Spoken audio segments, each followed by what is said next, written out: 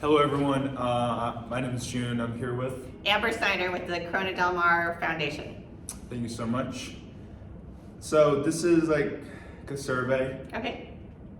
which is kind of like in a quiz format. So no pressure at all. I'm just telling you. Okay. So the first question we have is: have you ever heard the term energy vampire? Yes, I have You heard have? the term energy vampire. Could you tell us a little bit about it? From my understanding, when appliances are still plugged in, they can suck energy out, and you think that they're off, but they're not off. And from my understanding, you should be able to unplug all your appliances so that it doesn't suck up any energy. I'm actually glad to hear because you're the first one who got it correctly. Exactly. So energy vampire is something, as you said, like it's active energy, it's plugged in, but nobody uses it, you know? Yeah, you got it right. Wow, awesome. The second question is, estimate how much power in your home is used up by this idle load energy, if you can estimate it. I'm gonna probably say 35%. 35%? What could that be? Like, can you think of some examples? The television when it's Uh-huh. not in use. My kids are notorious for devices to Oh, be yeah. just the cords, Uh-huh. left in, and computers when they're not being Uh-huh. used. There's so many random appliances that it just gets That's true. left in. Mhm. Toasters. Yeah. Let's see. There's so many heating pads for like a reptile that's outside. Oh. Instead of being on the inside on his heating pad and Oh, stuff. do you have a reptile? We have a tortoise. A tortoise? Yeah. Oh, wow, that's cool. Okay. It's kind of rare, Yeah. but it's pretty cool. Just for your information, experts estimated that 20 to 30% of household energy, they are taken up by this idle load, which is pretty cool. And you said 35, so Yeah. it's pretty close enough. So moving on to the next question. Do you utilize power strips in your home? Yes. You do? Okay. Have you ever considered turning them off when you leave your house? Yes.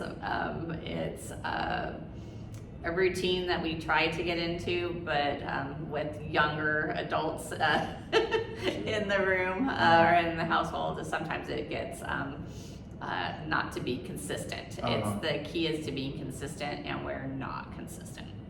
But you at least try to like turn off this switch, right? That's awesome. The fourth question is: think about the types of appliances you leave plugged and without a second thought. I think you actually mentioned it, so could you like repeat? Sure. Toasters, Uh-huh. for sure. Uh-huh. Blenders. Uh-huh. Another appliances that we leave. Air purifiers. Sometimes they're not necessarily. Mhm. They're going 24 hours, 7 days a week, and so Oh. those are things that we can, utilize like when we're at home versus when we're not at home. Mhm. Other appliances would be trying to think.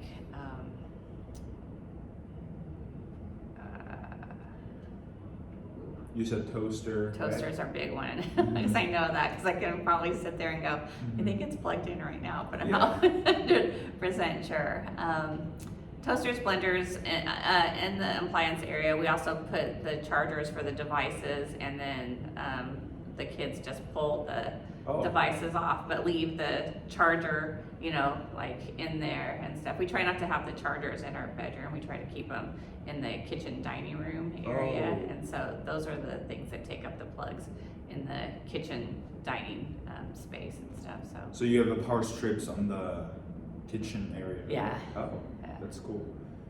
Yeah, in my case, it was like charger televisions and like printers. Yeah, printers. What's that? Printers are Yeah. a huge one. I forgot about that one. And you mentioned Oh, pencil sharpeners and shredders Oh, yeah. and different things like that. So yes, they're not in the kitchen, but they're adjacent to the kitchen and like a little desk area. Oh. So those are the things, yeah. Yeah, there are a lot. I just didn't realize we can do this all day. Yeah, exactly. So the next question is, have you ever heard of Energy Star, this term Energy Star? Yes, is that a rating that tells you how energy efficient the appliance is?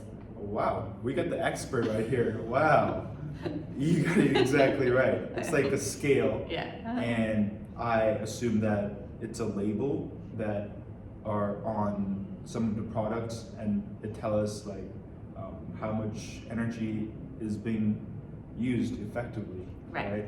But the formal definition is a joint program of U.S. Environmental Protection Agency and Department of Energy that provides consumers with a label identifying products, homes, and buildings that are more energy efficient. Correct. Wow, you're doing awesome.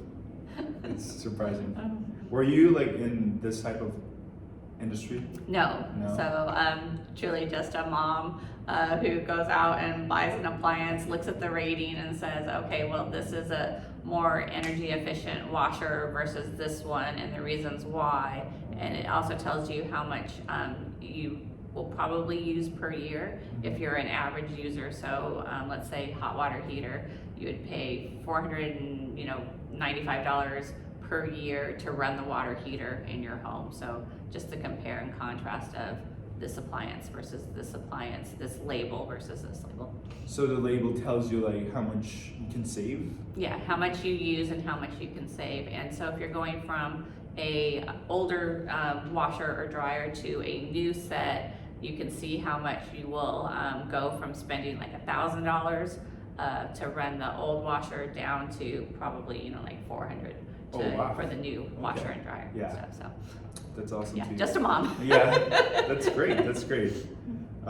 So second to last question. Okay.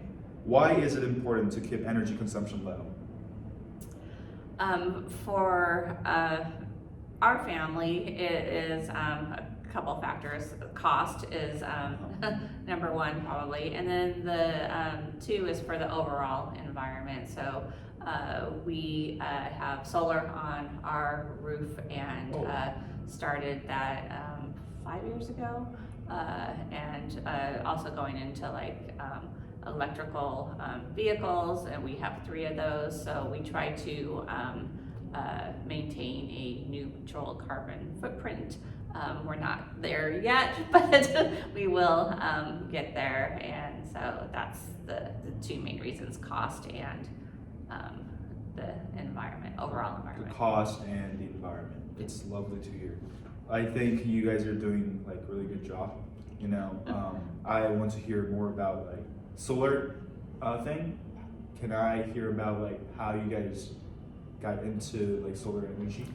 Sure. So our next door neighbor was researching solar for probably about 8 years. Oh, wow. And then finally did solar, and then we did a solar a year after him to see how the company was, which was OC Solar, and how they had it produce, and just to educate ourselves, because we were very uneducated of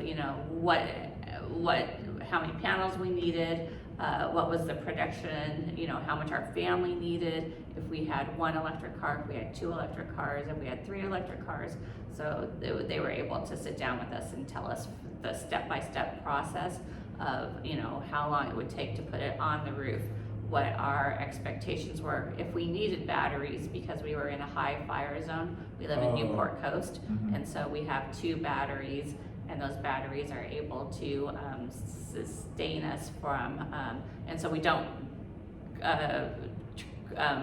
go from the grid. We are self-sustaining, so that's, it took us a little while to research that to answer all the questions. Just to clarify, you said it doesn't come from the grid. Is it like a battery? Yeah, so we have 2 batteries, 2 LG batteries that can run us 24 hours without having to draw from the grid ever and stuff. Well, on rainy days, we have to. and stuff. It sounds like the solar panels, the energy comes through the grid usually, but it gets Yeah, saved so, up. so for us, the solar, you have two choices. The solar energy can go to your house and into your batteries, and that's what we chose. Okay. And then you can sell the energy back, which people do, to the SoCal Edison. Mhm. We decided not to do that. We wanted to hold on to it because we never wanted to draw from the grid. Oh. If we were to sell it back, then in the nighttime, we would have to draw from the grid. So